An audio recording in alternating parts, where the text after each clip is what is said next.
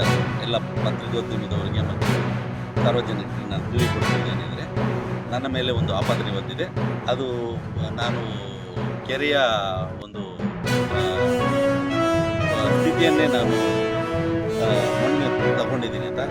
ಯಾವುದೇ ಕಾರಣಕ್ಕೂ ಆ ಥರ ಏನಾದರೂ ಇದ್ದಲ್ಲಿ ಖಂಡಿತ ನಾನು ಅದಕ್ಕೆ ಶಿಕ್ಷೆಯನ್ನು ಕೊಟ್ಕೊಳ್ತೀನಿ. ನಂಬರ್ 1, ಅಲ್ಲಿ ಯಾವುದೇ ಕೆರೆ ಇಲ್ಲ, ಅದು ಒಂದು ಹಿಡುವಳಿ ಜಮೀನು ಪಕ್ಕದಲ್ಲಿ ಒಂದು ಹೊಳೆ ಹರಿಯುವಂಥ ಪ್ಲೇಸು. ಅಲ್ಲಿ ಎರಡು ಅಡಿಯಷ್ಟು ಭೂಮಿ ಹೈಟ್ ಆಗಿದ್ದು ನಾನು ಅದನ್ನು ತಗೊಬಂದು ನನ್ನ ಜಮೀನಿಗೆ ಫಿಲ್ ಮಾಡ್ಕೊಂಡಿದ್ದೀನಿ. ನಂಬರ್ 2, ನಾನು ಒತ್ತುವರಿ ಮಾಡ್ಕೊಂಡಿದ್ದೀನಿ ಅಂತ ಆಪಾದನೆ ಇದೆ. ಒತ್ತುವರಿ ಯಾವುದೇ ಕಾರಣಕ್ಕೂ ಆಗಿಲ್ಲ. ಅಲ್ಲಿ ಹೊಳೆ ಹರಿದು ನನ್ನ ಜಮೀನಿನ ಒಂದು 20 ಅಡಿಯಷ್ಟು ಹೊಳೆಯಾಗಿ ಹೋಗಿದೆ. ಅದನ್ನು ನಾನು ಹದ್ಬಸ್ಗೆ ಹಾಕ್ಕೊಂಡಿದ್ದೀನಿ. ಸರ್ಕಾರದವರು ಯಾವಾಗ ಹದ್ಬಸ್ತಾರೋ ಆವಾಗ ನಾನು ಹದ್ಬಸ್ಸನ್ನು ತಗೊಂಡು ಅದರ ಪ್ರಕಾರ ನಾನು ಅಳತೆ ಮಾಡ್ತೀನಿ. ಒಂದೇ ಅಡಿಯಷ್ಟು ನಾನು ಸರ್ಕಾರದ ಜಮೀನಾಗಲಿ ಹೊಳೆಯಾಗಿ ನಾನು ಬಿಟ್ಟು ಹೋಗಲ್ಲ. ಅದು ನನಗೂ ಗೊತ್ತು. ಅದು ತಗೊಳ್ಳೋದ್ರಿಂದ ಏನು ಪ್ರಯೋಜನ ಬರೋಲ್ಲ ನನಗೆ. ನಾನೇನು ಇಲ್ಲಿ ವ್ಯವಸಾಯ ಮಾಡಿ ಇದು ಮಾಡ್ತಾ ಇಲ್ಲ. ಮತ್ತು ಇನ್ನೊಂದೇನು ಅಂತ ಹೇಳ್ತಾ ಇದ್ದಾರೆ ಅಂದರೆ, ಅಕ್ರಮ ಬಡಾವಣೆ ಮಾಡಿದ್ದೀನಿ ಅಂತ. ಇನ್ನೂ ಬಡಾವಣೆನೇ ಮಾಡಿಲ್ಲ. ಇವಾಗ ನಾನು ಪರ್ಮಿಷನ್ ಓಡಾಡ್ತಾ ಇದ್ದೀನಿ.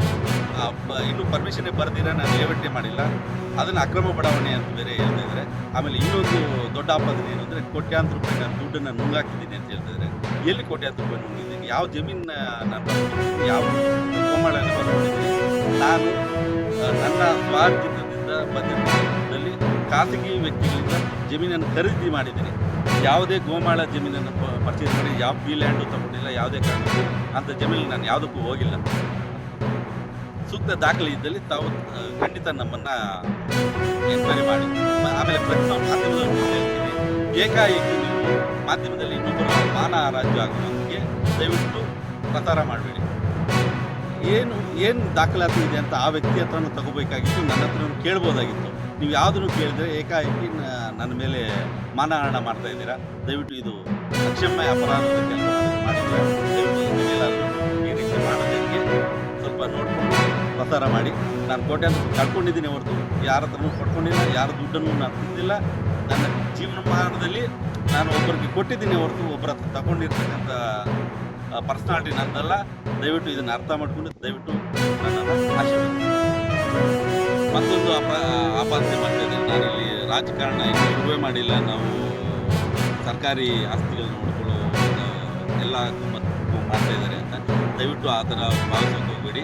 ನಾನಿಲ್ಲಿ ರಾಜಕಾರಣ ಮಾಡಿ ಏನೋ ಒಂದು ಸಾಧನೆ ಮಾಡಬೇಕು ಅಂತೆಲ್ಲ ಬಂದಿದ್ದು.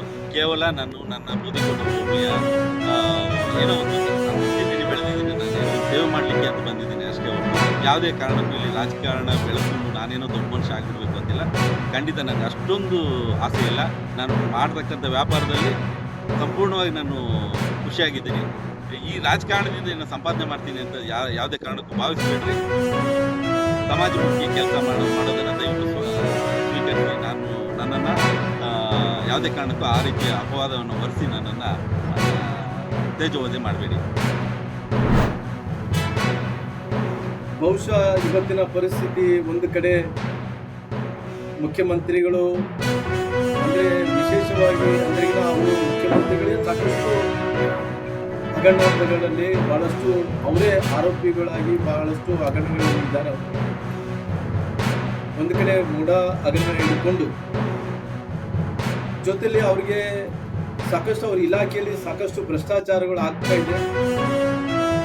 ವಸತಿ ಇಲಾಖೆಯಲ್ಲಿ ಕೂಡ ಮೊನ್ನೆ ಅಪ್ಡೇಟ್ ಇರೋದ್ರಿಂದ ಲೇಟೆಸ್ಟ್ ಆಗಿ ಇವತ್ತಿನ ಮುಂಚೆ ಅಬಕಾರಿ ಇಲಾಖೆಯಲ್ಲಿ ಭ್ರಷ್ಟಾಚಾರ ಆಗಿದೆ, ಅಲ್ಲೊಂದು ಫ್ರಾಡ್ ಆಗಿದೆ, ಅಲ್ಲಿ ಕರಪ್ಷನ್ ಆಗಿದೆ. ಜೊತೆಲಿ ಇವತ್ತು ಮಹಿಳಾ ಮತ್ತು ಮಕ್ಕಳ ಅಭಿವೃದ್ಧಿ ಇಲಾಖೆಯಲ್ಲಿ ಕೂಡ ಭ್ರಷ್ಟಾಚಾರ ಆಗಿದೆ. ಸಾಕಷ್ಟು ಉಪಮುಖ್ಯಮಂತ್ರಿಗಳಾದಂಥ ಸನ್ಮಾನ್ಯ ಶಿವಕುಮಾರ್ ಅವರು ಇಲಾಖೆಯಲ್ಲಿ ಕೂಡ ಸಾಕಷ್ಟು ಭ್ರಷ್ಟಾಚಾರಗಳಾಗಿದೆ. ವಾಲ್ಮೀಕಿ ಅಭಿವೃದ್ಧಿ ನಿಗಮದಲ್ಲಿ ಆ ಸಂಬಂಧಪಟ್ಟಿರುವಂಥ ಮಂತ್ರಿಗಳು ನಮ್ಮ ಹೋರಾಟದಿಂದ ಜೈಲಿಗೆ ಹೋದ್ರು, ಆ ಜೈಲಿನಿಂದ ಪುನಃ ಬೇರೆ ಮೇಲೆ ವಾಪಸ್ ಬಂದರು. ಇವೆಲ್ಲ ಭ್ರಷ್ಟಾಚಾರಗಳು ನೋಡಿದಂಥ ಟೈಮಲ್ಲಿ ಕೂಡ ಮೊನ್ನೆ ನಡೆದಂಥ ಭ್ರಷ್ಟಾಚಾರ ಇವತ್ತು ಮನೆ ಕೊಡಬೇಕಾದಂಥ ಆ ಮನೆಗಳ ವಿಚಾರದಲ್ಲಿ ಅವರು ಇವತ್ತು ನಾವು ಹೇಳ್ತಾ ಇಲ್ಲ, ಸ್ವತಃ ಅವ್ರ ಪಕ್ಷದಲ್ಲಿದ್ದಂಥ ಹಿರಿಯ ಶಾಸಕರೇ ಇವತ್ತು ಬಾಯಿ ಬಿಟ್ಟು ನಾವು ಇವತ್ತು ಯಾರನ್ನ ಮನೆಗಳು ಕೊಡಬೇಕಾದ್ರೆ ನಾವು ಹಣ ಕೊಡಲೇಬೇಕು ಅನ್ನೋದು ಅವರು ಹಿರಿಯರಾದಂಥ ಪಾಟೀಲ್ ಸಾಹೇಬ್